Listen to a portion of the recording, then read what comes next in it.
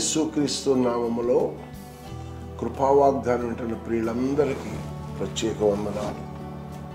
దేవుని వాక్యం వింటున్న మనం మన జీవితాల్లో నెరవేర్పు కొరకు ఎదురు చూడాలి, ఆశించాలి. అప్పుడు నా ప్రభు అద్భుతం చేస్తాడు. నహూము గ్రంథము మొదటి అధ్యాయము 7వ వచనంలో కృప కలిగిన దేవుని యొక్క ప్రవక్త నుంచి నినివే గురించి అన్న విధానాల ప్రభు మాట్లాడుతున్నాడు. ఈ దినములంతమందు మన ప్రాంతాలు కూడా శ్రమలలో, అవమానాల్లో, భయంకరమైన స్థితుల్లో ఉన్నాం. ఈ స్థితుల్లోంచి దేవుడు నిన్ను నన్ను కాపాడాలి అని ఆశిస్తే ఆయన కనికర సంపన్నుడు. ఆ కృప కలిగిన దేవుని వైపు చూద్దామా?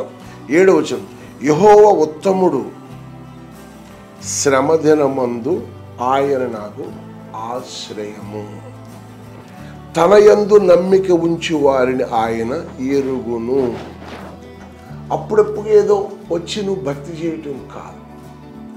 ఈ వాగ్దానం వింటున్న నీవు, ఈ వాగ్దానం మనసులో చేర్చుకున్న నీవు, ఈ వాగ్దానం నా జీవితంలో గొప్ప కార్యాలు చేస్తుందని నమ్ముతున్న నీవు, అవకాశం ఉంటే మొదటి బుధవారం మంచి సమయానికి రండి. మిగిలిన టైం మీరు వెళ్ళి స్థానానికి వెళ్ళి, లేదు ఎక్కడికి వెళ్తలేదో రండి. కానీ ఒక మాట ఇక్కడ ప్రభు చెప్తున్నాడు, యెహోవా ఉత్తముడు, ఆయన పక్షపాతి కాదు, ఆయన కోపించేవాడు కాదు, పగలు తీర్చుకునేవాడు కాదు, నాశనం చేసేవాడు అసలే కాదు. ఆ నాయన వైపు నువ్వు చూస్తే నీ బ్రతుకు తెల్లారుతుంది, నీ చీకటిని దేవుడు తొలగిస్తాడు. శ్రమ దినమందు ఆయన నీకు ఆశ్రయదుర్గముగా ఉంటాడు.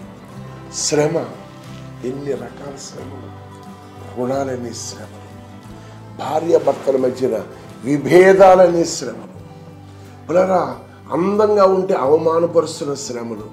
ఈరోజు కొన్ని స్థలాల్లో యవన బిడ్డలను బాధ పెడుతూ వాళ్ళ మీద యాసిడ్లు పోసే వాళ్ళు ఉన్నారు.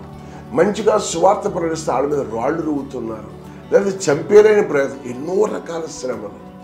ఈ శ్రమలలోంచి నిన్ను తప్పించి రక్షించే సమర్థుడు ఒకడు ఉన్నాడు. ఆయన యందు నీవు నమ్మిక ఉంచిన వారిని ఆయన ఎరుగును. ఎవరైతే మనస్సావాస ఆయన మీద ఆనుకుంటున్నారో, ఎవరైతే ఆయన వైపు చేతులెత్తుతున్నారో, నీవే శరణ్యం, నీవే నా దిక్కు, యెహోవా ఈరే సమస్తము చూసుకునేవాడు ఆయనే అని నమ్ముతూ ఆయన మీద ఆనుకుంటే నిన్ను చీకటిలోంచి గాఢాంధకారపు లోయలోంచి పైకి తీసుకొచ్చి నిన్ను, నీ కుటుంబాన్ని ఐక్యపరచగల సమర్థుడు.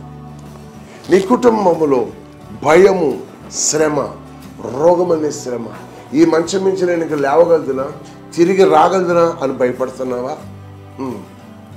ఆయన హిజ్కియా ప్రార్థన ఆలకించిన దేవుడు.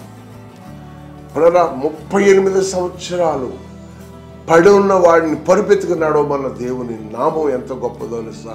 అన్ని నామముల కంటే పైన నామం గొప్ప నామం. ఇక్కడ గంగవరంలో చిన్నమంద చర్చిలో ఒక పరిచారకుడు ఉన్నాడు. ఆయన పేరు పరివెల సూరిబాబు, అతని పేరు అకులు గారని పిలుస్తాం. అతను ఒక టైంలో మంచి బలమైన వాడు.